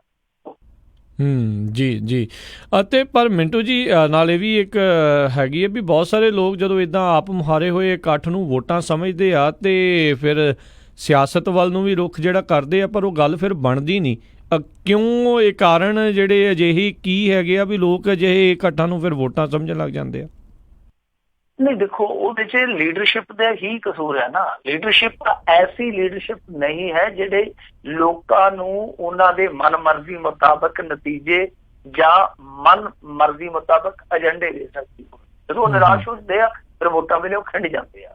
ਸੋ ਇਹ ਗੱਲ ਤੇ ਯੋਗ ਲੀਡਰਸ਼ਿਪ ਹੈ ਨਾ, ਜਿੱਦਾਂ ਰੱਤ ਖਾਲਸਾ ਹੋਇਆ ਸੀਗਾ ਚੱਬੇ ਦੇ ਵਿੱਚ, ਉੱਥੇ ਕੀ ਸੀਗਾ, ਕੀ ਹੋਇਆ ਤੁਹਾਨੂੰ ਪਤਾ। ਇੱਥੇ ਵੀ ਹੁਣ ਦੇਖੋ, ਜਿਹੜੇ ਲੋਕ ਆਪਣੀ ਗੁਰੂ ਅਕੀਦਤ ਕਰਕੇ ਇੱਥੇ ਤੱਕ ਪਹੁੰਚਦੇ ਆ, ਜੇ ਉਹਨਾਂ ਦੇ ਕੋਲ ਅੱਗੇ ਕੋਈ ਪ੍ਰੋਗਰਾਮ ਹੋਵੇ ਤੇ ਉਹ ਬਹੁਤ ਆਸਾਨੀ ਨਾਲ ਮੂਵਮੈਂਟ ਦੇ ਵਿੱਚ ਬਦਲੇ ਜਾ ਸਕਦੇ। ਪਰ ਰੌਲਾ ਇਹ ਆ ਕਿ ਉਹ ਜਿਹੜੀ ਟਰਾਂਸਫੋਰਮੇਸ਼ਨ ਹੋਣੀ ਹੁੰਦੀ ਆ, ਉਹ ਜਿਹੜੇ ਲੋਕ ਹੋਣੇ ਚਾਹੀਦੇ ਆ ਤੁਹਾਡੇ ਕੋਲ, ਤਾਂ ਉਹ ਲੀਡਰ ਆ ਜਿਹੜੇ, ਉਹ ਸ਼ਾਇਦ ਕਿਤੇ ਨਾ ਕਿਤੇ ਨਹੀਂ ਹੈ। ਤਾਂ ਇਹ ਜਿਹੜੇ ਲੋਕ ਆ, ਇਹ ਉਹ ਲੋਕ ਆ ਜਿਹੜੇ ਇਹਨਾਂ ਪਾਰਟੀਆਂ ਤੋਂ ਨਾਰਾਜ਼ ਨੇ। ਬਹੁਤ ਵੱਡੇ ਲੋਕ ਆ ਜਿਹੜੇ, ਬਹੁਤ ਵੱਡੇ ਪੱਧਰ ਤੇ ਲੋਕ ਆ ਜਿਹੜੇ ਇਹਨਾਂ ਪਾਰਟੀਆਂ ਤੋਂ ਨਾਰਾਜ਼ ਆ। ਔਰ ਇਹ ਕਮਾਲ ਦੀ ਗੱਲ ਆ ਕਿ ਇਹ ਗਿਣਤੀ ਵੱਧਦੀ ਜਾ ਰਹੀ ਆ। ਇਹ ਲਗਾਤਾਰ ਸਮੂਹ ਆ ਜਿਹੜਾ ਵੱਡਾ ਹੁੰਦਾ ਜਾ ਰਿਹਾ, ਜਿਹੜਾ ਸਾਰੀਆਂ ਪਾਰਟੀਆਂ ਨੂੰ ਰੱਦ ਕਰਕੇ ਕਹਿੰਦਾ ਕਿ ਮੈਂ ਜਾਂ ਤਾਂ ਪੰਜਾਬ ਨਾਲ ਖੜਾ ਜਾਂ ਆਪਣੇ ਗੁਰੂ ਨਾਲ ਖੜਾ। ਤਾਂ ਇਹ ਇੱਕ ਵੇਖਣ ਵਾਲੀ ਚੀਜ਼ ਆ ਕਿ ਇਹਨਾਂ ਦੀ ਗਿਣਤੀ ਲਗਾਤਾਰ ਜਿਹੜੀ ਹੈ ਉਹ ਵੱਧਦੀ ਜਾ ਰਹੀ। ਜੀ ਜੀ ਜੀ। ਅਗਲੀ ਜਿਹੜੀ ਗੱਲ ਕਰਦੇ ਆ, ਕਹਿੰਦੇ ਸਿਹਤ ਵਿਗੜਨ ਕਾਰਨ ਜਿਹੜੇ ਕਿਲਿਆਂ ਵਾਲੀ ਰੈਲੀ ਵਿੱਚ ਨਹੀਂ ਪਹੁੰਚੇ ਨਵਜੋਤ ਸਿੱਧੂ। ਨਵਜੋਤ ਸਿੱਧੂ ਦੀ ਸਿਹਤ ਵੀ ਢੀਠ ਸ਼ੇਰ ਕੀ ਆ ਫਿਰ। ਇਹ ਕਹਿੰਦਾ ਕਿ ਮੈਂ ਤੇ ਕੱਲ ਢਿੱਲਾ ਮੱਠਾ ਜਿਹਾ ਸੀਗਾ ਤੇ ਅੱਜ ਇਹ ਭੜਕਾ ਮਾਰਨ ਡਿਆ ਸੀਗਾ। ਸੁਖਬੀਰ ਬਾਦਲ ਨੂੰ ਪੈ ਕੇ ਇਹਨੇ ਬਹੁਤ ਲਤੀਲਾਈ ਕਰ ਦਿੱਤੀ। ਕਹਿੰਦਾ ਕਿ ਸੁੱਖਾ ਗੱਪੀ ਨੂੰ ਮੈਂ ਕਿੰਨੀ ਵਾਰੀ ਮੈਨੂੰ ਝਾੜਿਆ, ਇਹ ਤੇ ਇਹ ਨਹੀਂ ਪਤਾ ਲੱਗਦਾ ਕਿ ਬਾਦਲੇ ਦਾ ਕੀ ਲੱਗਦਾ। ਤੇ ਕਹਿੰਦਾ ਕਿ ਇਹ ਦੋਵੇਂ ਹੁਣ ਜੁੱਤੀਆਂ ਖਾਂਦੇ ਪਏ, ਇਹੋ ਜਿਹੀਆਂ ਗੱਲਾਂ ਕੀਤੀਆਂ ਨੇ। ਤਾਂ ਇਹ ਜੇ ਬਿਮਾਰੀ ਦੀ ਹਾਲਤ ਦੇ ਵਿੱਚ ਇਹੋ ਜਿਹਾ ਕੁਛ ਕਹਿੰਦਾ, ਇਹੋ ਜਿਹਾ ਕੁਛ ਕਰਦਾ ਤੇ ਠੀਕ ਹੋ ਕੇ ਕੀ ਕਰਦਾ ਹੋਊਗਾ। ਤੇ ਸਭ ਤੋਂ ਵੱਡੀ ਗੱਲ ਇਹ ਆ ਕਿ ਨਵਜੋਤ ਸਿੱਧੂ ਉੱਥੇ ਗਿਆ ਨਹੀਂ ਔਰ ਅਗਲੇ ਦਿਨ ਉਹ ਪ੍ਰੈਸ ਕਾਨਫਰੰਸ ਕਰਦਾ ਔਰ ਪ੍ਰੈਸ ਕਾਨਫਰੰਸ ਕਰਕੇ ਉਹ ਕੇਂਦਰ ਤੇ ਤਿੱਖੇ ਹਮਲੇ ਕਰਦਾ। ਇਹ ਚੀਜ਼ ਦੇਖਣ ਵਾਲੀ ਆ, ਸੋਚਣ ਵਾਲੀ ਆ, ਸਮਝਣ ਵਾਲੀ ਆ। ਤਾਂ ਹੁਣ ਉਹਨੇ ਮੁੱਦਾ ਜਿਹੜਾ ਚੁੱਕਿਆ ਉੱਥੇ ਜਲਿਆਂਵਾਲੇ ਬਾਗ ਦਾ ਚੁੱਕਿਆ। ਉਹ ਕਹਿੰਦਾ ਕਿ ਇੱਥੇ 100 ਸਾਲਾ ਇੱਕ ਸਮਾਗਮ ਕੀਤਾ ਜਾਣਾ। ਹੁਣ ਇਹ ਸਾਰਾ ਕੁਛ ਹੈ ਜਿਹੜਾ ਉਹ ਕੇਂਦਰੀ ਟਰਸਟ ਦੇ ਅਧੀਨ ਆ। ਉਹ ਜਿਹੜੀ ਟਰਸਟ ਆ ਉਹ ਸਾਨੂੰ ਇਜਾਜ਼ਤ ਨਹੀਂ ਦਿੰਦੀ ਪਈ ਕਿ ਪੈਸਾ ਲਾਈਏ। ਜੇ ਇਹਨਾਂ ਨੇ ਆਪਣੇ ਕੋਲੋਂ ਨਹੀਂ ਖਰਚ ਕਰਨਾ ਤੇ ਅਸੀਂ ਖਰਚ ਕਰਨ ਨੂੰ ਤਿਆਰ ਹਾਂ, ਘੱਟੋ ਘੱਟ ਸਾਨੂੰ ਇਜਾਜ਼ਤ ਤੇ ਦੇਣ। ਫਿਰ ਉਹ ਕਹਿੰਦਾ ਕਿ ਗੁਰੂ ਨਾਨਕ ਦੇਵ ਜੀ ਦੇ 550ਵੇਂ ਪ੍ਰਕਾਸ਼ ਦਿਹਾੜੇ ਤੇ ਜਿਹੜੇ ਸਮਾਗਮ ਕਰਵਾਉਣੇ ਆ ਉਹਦੇ ਲਈ ਵੀ ਪੈਸਾ ਦੇਣ ਤੋਂ ਆਨਾਕਾਨੀ ਕਰੀ ਜਾਂਦੇ ਆ। ਮਤਲਬ ਇਹ ਆ ਕਿ ਉਹ ਹੁਣ ਨਾ ਸਿਰਫ ਆਪਣਿਆਂ ਤੇ ਬਲਕਿ ਅਕਾਲੀਆਂ ਤੇ, ਇਸ ਤੋਂ ਇਲਾਵਾ ਹੁਣ ਕੇਂਦਰ ਤੇ ਵੀ ਤਿੱਖੇ ਤੇਵਰਾਂ ਨਾਲ ਹਮਲੇ ਕਰਨੇ ਸ਼ੁਰੂ ਕਰ ਚੁੱਕਾ। ਤੇ ਸ਼ਾਇਦ ਲੱਗਦਾ ਇਹ ਆ ਕਿ ਕਿਤੇ ਨਾ ਕਿਤੇ ਹਾਈ ਕਮਾਨ ਨੇ ਹਰੀ ਝੰਡੀ ਦਿੱਤੀ ਹੈ ਕਿ ਤੂੰ ਆਪਣਾ ਕੰਮ ਕਰੀ ਚੱਲ। ਸੋ ਜਿਹੜੇ ਨਵਜੋਤ ਸਿੱਧੂ ਉੱਥੇ ਨਾ ਜਾਣ ਬਾਰੇ ਇਹ ਬਹਾਨੇ ਜੇ ਲਾ ਰਿਹਾ, ਇਹ ਤੇ ਸਭ ਨੂੰ ਪਤਾ ਹੀ ਆ। ਕਿਉਂਕਿ ਪਿਛਲੇ ਦਿਨਾਂ 'ਚ ਜਿੱਦਾਂ ਬੀਬੀ ਸਿੱਧੂ ਬੋਲੀ ਆ ਔਰ ਇਸ ਤੋਂ ਇਲਾਵਾ ਨਵਜੋਤ ਸਿੱਧੂ ਨੇ ਜਿਸ ਤਰੀਕੇ ਦੇ ਨਾਲ ਆਪਣੇ ਆਪ ਨੂੰ ਅਣਗੌਲਿਆ ਮਹਿਸੂਸ ਕੀਤਾ, ਫਿਰ ਸੁਨੀਲ ਜਾਖੜ ਦੇ ਨਾਲ ਜੋਟੀ ਬਣਾ ਕੇ ਜਿਸ ਤਰੀਕੇ ਨਾਲ ਪ੍ਰੈਸ ਕਾਨਫਰੰਸਾਂ ਕੀਤੀਆਂ, ਉਹ ਸਾਰੀਆਂ ਚੀਜ਼ਾਂ ਤੇ ਦਰਸਾਉਂਦੀਆਂ ਕਿ ਮਾਮਲਾ ਜਿਹੜਾ ਵਿੱਚ ਖਟਪਟ ਆ। ਔਰ ਇਸ ਤੋਂ ਇਲਾਵਾ ਇੱਕ ਹੋਰ ਵੀ ਵਿਧਾਇਕ ਨਹੀਂ ਗਿਆ, ਦਰਸ਼ਨ ਬਰਾੜ ਦਾ ਮੁੰਡਾ ਜਿਹੜਾ ਕਮਲਜੀਤ ਬਰਾੜ, ਉਹ ਬਰਗਾੜੀ ਉੱਥੇ ਗਿਆ ਸੀਗਾ ਰੋਸ ਮਾਰਚ ਦੇ ਵਿੱਚ। ਬਰਗਾੜੀ ਮਾਮਲੇ ਦੇ ਵਿੱਚ ਉਹਨੇ ਦਿਲਚਸਪੀ ਦਿਖਾਈ ਹੈ। ਜੋ ਰੋਸ ਮਾਰਚ ਉੱਥੇ ਹੋਣਾ ਸੀਗਾ ਉਹ ਉੱਥੇ ਕਾਫਲੇ ਦੇ ਰੂਪ ਦੇ ਵਿੱਚ ਪਹੁੰਚਿਆ। ਤਾਂ ਦਰਸ਼ਨ ਬਰਾੜ ਜੀ ਦਾ ਜਿਹੜਾ ਨਾਰਾਜ਼ਗੀ ਦਾ ਸਬੱਬ ਹੈ ਉਹ ਸਾਰਿਆਂ ਨੂੰ ਪਤਾ ਹੀ ਹੈ। ਕਮਿਸ਼ਨਰ ਸਿੰਘ ਗਰੇਵਾਲ ਨਾਲ ਪਹਿਲਾਂ ਉਹਦਾ ਇੱਟ ਖੜਿੱਕਾ ਹੋਇਆ, ਉਦੋਂ ਕਿਸੇ ਨੇ ਨਹੀਂ ਸੁਣੀ। ਉਸ ਤੋਂ ਬਾਅਦ ਫਿਰ ਗੁਰਪ੍ਰੀਤ ਕਾਂਗੜ ਦੇ ਨਾਲ ਉਹਦੀ ਖਟਪਟ ਹੋਈ, ਉਦੋਂ ਥੋੜਾ ਜਿਹਾ ਉਹਨੇ ਆਪਣੇ ਆਪ ਨੂੰ ਅਣਗੌਲਿਆ ਮਹਿਸੂਸ ਕੀਤਾ ਤੇ ਉਸ ਤੋਂ ਬਾਅਦ ਹੁਣ ਇਹੋ ਜਿਹਾ ਸਿੱਟਾ ਨਿਕਲਦਾ ਪਿਆ। ਤਾਂ ਇਸ ਤਰ੍ਹਾਂ ਦੀਆਂ ਜਿਹੜੀਆਂ ਗੈਰ ਹਾਜ਼ਰੀਆਂ ਨੇ ਉਹਨਾਂ ਦੇ ਪਿੱਛੇ ਕਾਰਨ ਤੇ ਕੁਛ ਹੋ ਰਿਹਾ। ਹਾਂ, ਇਹ ਕਾਰਨ ਕੁਛ ਹੋਰ ਦੱਸਦੇ ਆ। ਤਾਂ ਇਹ ਕਾਰਨ ਜਿਹੜੇ ਆ ਉਹ ਗਿਣੇ ਨਹੀਂ ਜਾ ਸਕਦੇ ਜਿਸ ਗਿਣਤੀ 'ਚ ਗਿਣਾਉਣਾ ਚਾਹੁੰਦੇ ਆ, ਪਰ ਇਹ ਸਾਫ਼ ਆ ਕਿ ਨਵਜੋਤ ਸਿੱਧੂ, ਅਮਰਿੰਦਰ ਸਿੰਘ, ਇਹਨਾਂ ਦੋਨਾਂ ਦੇ ਦਰਮਿਆਨ ਸਭ ਕੁਝ ਠੀਕ ਨਹੀਂ। ਜੀ ਜੀ ਜੀ। ਅਗਲੀ ਜਿਹੜੀ ਗੱਲ ਕਰਦੇ ਆ, ਜਥੇਦਾਰਾਂ ਦੇ ਬਾਈਕਾਟ ਬਾਰੇ ਬੋਲੇ ਗਿਆਨੀ ਗੁਰਬਚਨ ਸਿੰਘ। ਗਿਆਨੀ ਗੁਰਬਚਨ ਸਿੰਘ ਜੀ ਕਿਸ਼ਤਾਂ 'ਚ ਬੋਲਦੇ ਪਏ ਨੇ ਅੱਜ ਕੱਲ੍ਹ। ਥੋੜਾ ਜਿਹਾ ਬੋਲ ਲੈਂਦੇ ਆ ਫਿਰ ਚੁੱਪ ਕਰ ਜਾਂਦੇ ਆ, ਥੋੜਾ ਜਿਹਾ ਬੋਲ ਲੈਂਦੇ ਆ ਫਿਰ ਚੁੱਪ ਕਰ ਲੈਂਦੇ ਆ। ਪਿੱਛੇ ਜੇ ਕਹਿੰਦੇ ਸੀਗੇ ਕਿ ਮੈਂ ਤੱਥਾਂ ਨਾਲ ਜਵਾਬ ਦਊਂਗਾ, ਉਹ ਤੱਥ ਲੈਣ ਗਏ, ਮੁੜ ਕੇ ਮੁੜੇ ਹੀ ਨਹੀਂ, ਕਾਫੀ ਦੇਰ ਤੱਕ ਮੁੜੇ ਹੀ ਨਹੀਂ ਆ। ਤੇ ਜੇ ਮੁੜੇ ਤੇ ਬੋਲੇ, ਕਹਿੰਦੇ ਕਿ ਲਓ, ਜੇ ਕੋਈ ਚਾਹ ਬਣਾਉਣ ਵਾਲਾ ਪ੍ਰਧਾਨ ਮੰਤਰੀ ਬਣ ਸਕਦਾ, ਇੱਕ ਗ੍ਰੰਥੀ ਦਾ ਮੁੰਡਾ ਕਾਰੋਬਾਰੀ ਕਿਉਂ ਨਹੀਂ ਹੋ ਸਕਦਾ। ਲੋਕੀ ਕਹਿੰਦੇ ਇਹ ਤੱਥ ਲੈਣ ਲਈ ਤੁਸੀਂ ਨਹੀਂ ਨਾ ਰਿਹਾ। ਤੇ ਬਾਅਦ ਦੇ ਵਿੱਚ ਫਿਰ ਇਹ ਗਾਇਬ ਜੇ ਹੋ ਗਏ। ਹੁਣ ਬੋਲੇ ਆ ਅੱਜ ਇਹਨਾਂ ਨੇ ਵੈਸੇ ਕਰਤਾਰਪੁਰ ਸਾਹਿਬ ਲਾਂਘੇ ਬਾਰੇ ਅੱਜ ਆ ਕੇ ਅਰਦਾਸ ਵੀ ਕੀਤੀ ਆ, ਤੇ ਨਾਲੇ ਇਹ ਵੀ ਕਿਹਾ ਕਿ ਜੋ ਖਬਰਾਂ ਆ ਰਹੀਆਂ ਕਿ 3 ਤਖਤਾਂ ਦੇ ਜਥੇਦਾਰ ਹੈ ਜਿਹੜੇ ਉਹ ਮੇਰਾ ਬਾਈਕਾਟ ਕਰ ਰਹੇ, ਉਹ ਬਿਲਕੁਲ ਖਬਰਾਂ ਜਿਹੜੀਆਂ ਨਿਰਮੂਲ ਨਿਰਾਧਾਰ ਨੇ, ਉਹਨਾਂ ਖਬਰਾਂ ਦੇ ਵਿੱਚ ਕੋਈ ਸੱਚਾਈ ਨਹੀਂ। ਇਹਨੇ ਦੇ ਇੱਥੋਂ ਤੱਕ ਕਹਿ ਦਿੱਤਾ ਗਿਆਨੀ ਜੀ ਨੇ, ਇਹ ਕਹਿੰਦੇ ਆ ਕਿ ਦੇਖੋ ਮੀਡੀਆ ਜਿਹੜਾ ਕਈ ਵਾਰ ਬਾਤ ਘੱਟ ਚ ਨਿਕਲਦਾ, ਹੁਣ ਪਤਾ ਨਹੀਂ ਬਾਤ ਘੱਟ ਕਿਹੜੀ ਕਰ ਰਹੇ ਸੀਗੇ। ਤਾਂ ਇੱਕ ਮਾਮਲਾ ਜਿਹੜਾ ਗਿਆਨੀ ਗੁਰਬਚਨ ਸਿੰਘ ਜੀ ਦਾ ਉਹ ਸਾਫ਼ ਆ ਕਿ ਕਿਤੇ ਨਾ ਕਿਤੇ ਅੰਦਰ ਖਾਤੇ ਮਾੜੀ ਮੋਟੀ ਹਿਲਜੁਲ ਜ਼ਰੂਰ ਹੋਈ ਸੀ, ਕਿਉਂਕਿ ਪਟਨਾ ਸਾਹਿਬ ਦੇ ਜਿਹੜੇ ਜਥੇਦਾਰ ਆ ਗਿਆਨੀ ਇਕਬਾਲ ਸਿੰਘ, ਉਹਨਾਂ ਨੇ ਸ਼ਰੇਆਮ ਕਿਹਾ ਸੀਗਾ ਪਿੱਛੇ ਜੇ ਜਦੋਂ ਗੋਬਿੰਦ ਸਿੰਘ ਲੰਗੋਵਾਲ ਉੱਥੇ ਗਏ ਆ ਮੈਂਬਰਾਂ ਦੀ ਚੋਣ ਵਾਸਤੇ, ਉਹਨਾਂ ਕਿਹਾ ਕਿ ਗਿਆਨੀ ਗੁਰਮੁਖ ਸਿੰਘ ਤੇ ਜਿਹੜੇ ਗਿਆਨੀ ਗੁਰਬਚਨ ਸਿੰਘ ਆ, ਜਦੋਂ ਤੱਕ ਇਹਨਾਂ ਨੂੰ ਤੁਸੀਂ ਘਰੇ ਨਹੀਂ ਤੋਰਦੇ ਮੈਂ ਨਹੀਂ ਆਉਣਾ। ਉਹਨੇ ਕਿਹਾ ਸਾਤੋਂ ਹੋਰ ਬੇਇੱਜ਼ਤੀ ਨਹੀਂ ਕਰਵਾਈ ਜਾਂਦੀ। ਤੇ ਜਿਹੜੇ ਤਖਤ ਸ੍ਰੀ ਦਮਦਮਾ ਸਾਹਿਬ ਦੇ ਜਥੇਦਾਰ ਆ, ਉਹਨਾਂ ਨੇ ਵੀ ਇੱਕ ਵਚਨ ਦੇ ਵਿੱਚ ਗੱਲ ਕਹੀ ਸੀਗੀ ਕਿ ਜਦੋਂ ਮੀਟਿੰਗ ਸੱਦੀ ਜਾਊਗੀ ਸਿੰਘ ਸਾਹਿਬਾਨ ਦੀ ਇਕੱਤਰਤਾ ਹੋਊਗੀ, ਉਦੋਂ ਮੌਕੇ ਤੇ ਵਿਚਾਰ ਕਰਾਂਗੇ ਕਿ ਜਾਣਾ ਜਾਂ ਨਹੀਂ ਜਾਣਾ।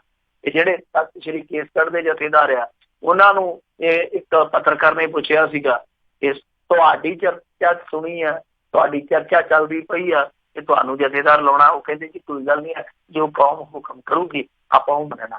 ਤਾਂ ਇਹ 3 ਜਿਹੜੇ ਅਲੱਗ-ਅਲੱਗ ਪ੍ਰਤੀਕਰਮ ਆਏ ਸੀਗੇ, ਉਹਨਾਂ ਨੇ ਕਿਤੇ ਨਾ ਕਿਤੇ ਅੰਦਰ ਖਾਤੇ ਚੱਲਦੀ ਗਤੀਵਿਧੀ ਨੂੰ ਬਾਹਰ ਜ਼ਰੂਰ ਕੀਤਾ ਸੀਗਾ। ਹਾਲਾਂਕਿ ਮੈਂ ਇੱਕ ਪ੍ਰੋਗਰਾਮ ਦੇ ਵਿੱਚ ਅੱਗੇ ਵੀ ਕਿਹਾ ਸੀਗਾ ਕਿ ਗਿਆਨੀ ਗੁਰਬਚਨ ਸਿੰਘ ਨੂੰ ਐਡੇ ਸੌਖੇ ਤਰੀਕੇ ਨਾਲ ਬਾਦਲ ਘਰੇ ਨਹੀਂ ਕਰ ਸਕਦੇ। ਉਹਦਾ ਕਾਰਨ ਇਹ ਆ ਕਿ ਜੇ ਗਿਆਨੀ ਗੁਰਬਚਨ ਸਿੰਘ ਜੀ ਬਾਰੇ ਇਹ ਬਹੁਤ ਕੁਝ ਜਾਣਦੇ ਆ, ਤੇ ਗਿਆਨੀ ਗੁਰਬਚਨ ਸਿੰਘ ਜੀ ਇੰਨੀ ਗੱਲ ਤੇ ਜਾਣਦੇ ਆ ਨਾ ਕਿ ਚਿੱਠੀ ਉੱਥੇ ਕੌਣ ਲੈ ਕੇ ਆਇਆ ਸੀ ਮਾਫੀਆ ਦੀ, ਤੇ ਇਸ ਦੌਰ ਦੇ ਵਿੱਚ ਮੰਨ ਲਓ ਜੇ ਦੀ ਉਹ ਚਿੱਠੀ ਗਿਆਨੀ ਗੁਰਬਚਨ ਸਿੰਘ ਜੀ ਸੱਚਾਈ ਦੇ ਰੂਪ ਚ ਸਾਹਮਣੇ ਲੈ ਆਉਂਦੇ ਆ ਜਾਂ ਫਲਾਣੇ ਵਾਲੇ ਬੰਦੇ ਨੇ ਇਹ ਚਿੱਠੀ ਲਿਆ ਕੇ ਮੈਨੂੰ ਫੜਾਈ ਸੀ, ਤੇ ਇਹ ਤੇ ਬਿਲਕੁਲ ਹੀ ਮੰਨੇ ਜਾਣ। ਸੋ ਇਸ ਦੌਰ ਦੇ ਵਿੱਚ ਗਿਆਨੀ ਗੁਰਬਚਨ ਸਿੰਘ ਇਹ ਚਾਹੁਣ ਵੀ ਕਿ ਹਟਾ ਕੇ ਪਾਸੇ ਮਾਰ ਗਏ, ਮੇਰੇ ਖਿਆਲ ਦੇ ਨਾਲ ਏਡਾ ਸੁਖਿਆਲਾ ਕੰਮ ਨਹੀਂ ਹੈ ਇਸ ਕ੍ਰਾਈਸਿਸ ਦੇ ਵਿੱਚ ਘੱਟੋ ਘੱਟ। ਜੀ ਜੀ ਜੀ। ਅਗਲੀ ਜਿਹੜੀ ਗੱਲ ਕਰਦੇ, ਕਹਿੰਦੇ ਸਰਕਾਰੀ ਹਸਪਤਾਲ ਤੇ ਕਬਜ਼ਾ ਕਰਨਾ ਹੈ, ਬਦਮਾਸ਼ਾਂ ਨੇ ਲੋਕਾਂ ਤੇ ਕੀਤੀ ਫਾਇਰਿੰਗ। ਦੇਖੋ ਸਰਕਾਰੀ ਹਸਪਤਾਲਾਂ ਤੇ ਵੀ ਕਬਜ਼ੇ ਹੋਣ ਲੱਗ ਪਏ ਆ, ਤੇ ਲੱਗਦਾ ਇਹੋ ਆ ਕਿ ਹੌਲੀ ਹੌਲੀ ਕਿਤੇ ਸੈਕਟਰੀਏਟ ਤੱਕ ਨਾ ਪਹੁੰਚ ਜਾਵੇ ਕਬਜ਼ਾ ਧਾਰਕਾਂ ਦੀ ਧਾੜ। ਜੀ ਇਹ ਮੱਲਾਂਵਾਲ ਦੀ ਘਟਨਾ। ਪਰ ਕਮਾਲ ਦੀ ਗੱਲ ਹੈ ਕਿ ਕਬਜ਼ਿਆਂ ਦੇ ਜਿੰਨੇ ਵੀ ਖੂਨੀ ਖੇਡ ਹੋਏ ਆ ਹੁਣ ਤੱਕ ਪੰਜਾਬ ਦੇ ਵਿੱਚ, ਆਹ ਸਰਕਾਰ ਆਉਣ ਤੋਂ ਬਾਅਦ ਬਹੁਤੇ ਫਿਰੋਜ਼ਪੁਰ ਏਰੀਏ 'ਚ ਹੋਏ ਆ। ਚਾਹੇ ਉਹ ਗੁਰੂ ਹਰਸਾਏ ਦੇ ਵਿੱਚ ਇੱਕ ਕੁੜੀ ਮਾਰੀ ਗਈ, ਉਹਦੇ ਵਿੱਚ ਵੀ ਦੋਸ਼ ਹੈ ਜਿਹੜਾ ਕਾਂਗਰਸੀਆਂ ਤੇ ਲੱਗਿਆ। ਫਿਰ ਇੱਕ ਜ਼ਮੀਨੀ ਵਿਵਾਦ ਜੋ ਕਾਰੀਅਰ ਦਾ ਸੀਗਾ ਉਹ ਬਹੁਤ ਦੂਰ ਤੱਕ ਪਹੁੰਚਿਆ, ਇੱਥੋਂ ਤੱਕ ਕਿ ਸੁਖਪਾਲ ਖਹਿਰੇ ਦਾ ਤੁਹਾਨੂੰ ਪਤਾ ਹੀ ਹੈ ਜਿੱਦਾਂ ਘਰਾਓ ਕੀਤਾ ਗਿਆ, ਬਾਅਦ ਦੇ ਵਿੱਚ ਜੋ ਕੁਛ ਵਾਪਰਿਆ। ਇੱਕ ਹੋਰ ਲੜਾਈ ਹੋਈ ਸੀਗੀ ਜੀਰੇ ਦੇ ਲਾਗੇ, ਉਹਦੇ ਵਿੱਚ ਬੰਦਾ ਮਰ ਗਿਆ, ਫਿਰ ਉਸ ਤੋਂ ਬਾਅਦ ਉਹਦੀ ਲਾਸ਼ ਨਾਲ ਜਿਸ ਤਰ੍ਹਾਂ ਕੀਤੀ ਗਈ ਖਿੱਚ ਤੂ, ਉਹ ਵੀ ਇੱਕ ਅਲੱਗ ਵਿਸ਼ਾ। ਸੋ ਇਸ ਤਰ੍ਹਾਂ ਦੀਆਂ ਜਿਹੜੀਆਂ ਗੱਲਾਂ ਹੋਈਆਂ ਨੇ ਬਹੁਤੀਆਂ ਇਹਨਾਂ ਚੱਕਰਾਂ ਦੇ ਵਿੱਚ ਫਿਰੋਜ਼ਪੁਰ ਦੇ ਵਿੱਚ ਹੀ ਵਾਪਰੀਆਂ। ਤੇ ਇਹ ਜਿਹੜੀ ਅੱਜ ਲੜਾਈ ਹੋਈ ਆ ਇਹਦੇ ਵਿੱਚ ਇਹੋ ਹੀ ਆ ਕਿ ਇੱਕ ਪਸ਼ੂ ਹਸਪਤਾਲ ਸੀਗਾ, ਉਹਦੇ ਤੇ ਕਬਜ਼ਾ ਲੈਣਾ, ਇਹ ਪਤਾ ਨਹੀਂ ਹੁਣ ਪਸ਼ੂ ਸੀਗੇ ਕਿ ਬੰਦੇ ਸੀਗੇ, ਉਹਨਾਂ ਨੇ ਆ ਕੇ ਤਾਬੜ ਤੋੜ ਗੋਲੀਆਂ ਚਲਾਈਆਂ ਕਿਉਂਕਿ ਦੂਜੀ ਧਿਰ ਆ ਜਿਹੜੀ ਵਿਰੋਧਤਾ ਕਰਦੀ ਪਈ ਸੀ। ਤਾਂ ਇਹਦੇ ਵਿੱਚ 4 ਬੰਦੇ ਜ਼ਖਮੀ ਹੋ ਗਏ ਆ। ਜਿਹੜੀ ਜ਼ਖਮੀ ਧਿਰ ਆ ਉਹ ਸਪਸ਼ਟ ਤੌਰ ਤੇ ਸਿੱਧੇ ਤੌਰ ਤੇ ਦੋਸ਼ ਲਾਉਂਦੀ ਪਈ ਹੈ ਇੰਦਰਜੀਤ ਸਿੰਘ ਜੀਰਾ ਤੇ ਕਿ ਇਹਦੇ ਸ਼ਹਿਰ ਤੇ ਇਹ ਸਾਰਾ ਕਬਜ਼ਾ ਜਿਹੜਾ ਉਹ ਕਾਂਗਰਸੀ ਕਰ ਰਹੇ ਸੀਗੇ, ਕਿਉਂਕਿ ਇਹਨਾਂ ਨੇ ਪਹਿਲਾਂ ਗਲਤ ਰਜਿਸਟਰੀਆਂ ਤਿਆਰ ਕੀਤੀਆਂ, ਉਸ ਤੋਂ ਬਾਅਦ ਪੁਲਿਸ ਨੇ ਇਹਨਾਂ ਨੂੰ ਨਾਲ ਲੱਗ ਕੇ ਕਬਜ਼ਾ ਦਿਵਾਉਣ ਦੀ ਕੋਸ਼ਿਸ਼ ਕੀਤੀ ਆ। ਤਾਂ ਹਾਲਾਂਕਿ ਦੂਸਰਾ ਪੱਖ ਸਾਹਮਣੇ ਨਹੀਂ ਆਇਆ, ਪਰ ਜਿਸ ਤਰੀਕੇ ਨਾਲ ਝੜਪ ਹੋਈ ਆ ਬਹੁਤ ਖੂਨੀ ਝੜਪ ਸੀ। ਉਹਦਾ ਫਿਰੋਜ਼ਪੁਰ ਦੇ ਵਿੱਚ ਕੱਲ ਵੀ ਇੱਕ ਗੈਂਗਵਾਰ ਹੋਈ, ਉਹਦੇ 'ਚ 2 ਮੁੰਡੇ ਮਾਰੇ ਗਏ ਆ। ਉਹਨਾਂ ਦੀ ਜੇਲ੍ਹ ਦੇ ਵਿੱਚ ਕਿਤੇ ਟਸਲਬਾਜ਼ੀ ਸੀਗੀ, ਜਿਹਦਾ ਸਿੱਟਾ ਜਿਹੜਾ ਇਹ ਨਿਕਲਿਆ, ਇਹ ਥਾਣੇ ਤੋਂ 70 ਕੁ ਮੀਟਰ ਦੀ ਦੂਰੀ ਤੇ ਇੱਕ ਧਿਰ ਨੇ ਦੂਜੀ ਧਿਰ ਤੇ 2 ਬੰਦੇ ਭੁੰਨ ਦਿੱਤੇ, ਤੀਜਾ ਜਿਹੜਾ ਜ਼ਖਮੀ ਆ। ਤੇ ਕਾਫੀ ਕੁਛ ਹੈ ਜਿਹੜਾ ਪੰਜਾਬ ਦੇ ਵਿੱਚ ਇਹੋ ਜਿਹਾ ਵਾਪਰਦਾ ਪਿਆ, ਜਿਹੜਾ ਮੋਟੀਆਂ ਸਿਆਸੀ ਸੁਰਖੀਆਂ ਦੇ ਹੇਠ ਦਬ ਕੇ ਰਹਿ ਜਾਂਦਾ, ਜਦਕਿ ਇਹਦੇ ਤੇ ਚਰਚਾ ਹੋਣੀ ਚਾਹੀਦੀ ਆ। ਔਰ ਕਾਂਗਰਸੀਆਂ ਨੂੰ ਬੋਲਣਾ ਚਾਹੀਦਾ ਇਹੋ ਜਿਹੇ ਕੰਮਾਂ ਨੂੰ ਜਦੋਂ ਅਕਾਲੀ ਕਰਦੇ ਸੀਗੇ ਤੇ ਉਦੋਂ ਬਹੁਤ ਹਾਈਲਾਈਟ ਕਰਦੇ ਸੀਗੇ। ਜਦੋਂ ਹੁਣ ਇਹਨਾਂ ਦੇ ਆਪਣੇ ਬੰਦਿਆਂ ਤੇ ਇਦਾਂ ਦੇ ਦੋਸ਼ ਲੱਗਦੇ ਆ ਕਿ ਇਹ ਪਸ਼ੂ ਹਸਪਤਾਲਾਂ ਤੱਕ ਵੀ ਪਹੁੰਚਿਆ। ਇਹਨਾਂ ਦੇ ਇੱਕ ਮੰਤਰੀ ਜਿਹਦਾ ਇੱਥੋਂ ਤੱਕ ਦੋਸ਼ ਲੱਗਿਆ ਸੀਗਾ ਜਦੋਂ ਇਹ ਨਵੇਂ ਸਰਕਾਰ ਚ ਆਇਆ ਕਿ ਸਰਕਾਰੀ ਸਕੂਲ ਦੀ ਕੰਧ ਢਾਹ ਕੇ ਕਬਜ਼ਾ ਲਿਆ ਗਿਆ, ਤੇ ਉਹ ਵੀ ਮਾਮਲਾ ਜਿਹੜਾ ਫਿਰੋਜ਼ਪੁਰ ਜ਼ਿਲ੍ਹੇ ਨਾਲ ਜੁੜਿਆ। ਤਾਂ ਇਹਨਾਂ ਨੂੰ ਘੱਟੋ ਘੱਟ ਬੋਲਣਾ ਚਾਹੀਦਾ, ਪਰ ਬੋਲਣਾ ਹੀ ਨਹੀਂ, ਇਹਨਾਂ ਨੂੰ ਆਪਣੇ ਬੰਦਿਆਂ ਨੂੰ ਰੱਖਣਾ ਚਾਹੀਦਾ। ਇਹ ਜਿਹੜਾ ਜੰਗਲ ਰਾਜ ਅੱਗੇ ਪਾਰਟ 1 ਖਤਮ ਹੋਇਆ ਸੀਗਾ, ਉਹਨੂੰ ਪਾਰਟ 2 ਦੇ ਵਿੱਚ ਤਬਦੀਲ ਕਰਕੇ ਨਾ ਚਲਾਉਣ। ਜੀ ਜੀ ਜੀ। ਤੇ ਜਾਂਦੇ ਜਾਂਦੇ ਮਿੰਟੂ ਜੀ ਗੱਲ ਕਰਦੇ, ਕੈਨੇਡਾ ਨੇ ਕੱਢਿਆ ਤਾਂ ਪੰਜਾਬ ਆ ਕੇ ਸ਼ੁਰੂ ਕੀਤੀ ਨਸ਼ਿਆਂ ਦੀ ਤਸਕਰੀ। ਦੇਖੋ ਫਿਰ ਕਿਤੇ ਨਾ ਕਿਤੇ ਤੇ ਸਜ਼ਾਵਾਂ ਦੇਣੀਆਂ ਹੀ ਸੀਗੀਆਂ। ਇਹ ਸ਼ਖਸ ਹੈ ਜਿਹੜਾ ਅੰਮ੍ਰਿਤਸਰ ਦੇ ਵਿੱਚ ਫੜਿਆ ਗਿਆ, 4 ਕਿਲੋ ਹੈਰੋਇਨ ਇਹਦੇ ਕੋਲੋਂ ਬਰਾਮਦ ਹੋਈ ਆ। ਦੱਸਦੇ ਹੈ ਕਿ ਕੈਨੇਡਾ ਦੇ ਵਿੱਚ ਵੀ ਇਹਨੂੰ ਸਜ਼ਾ ਹੋਈ ਸੀਗੀ ਤਸਕਰੀ ਦੇ ਦੋਸ਼ ਹੇਠ।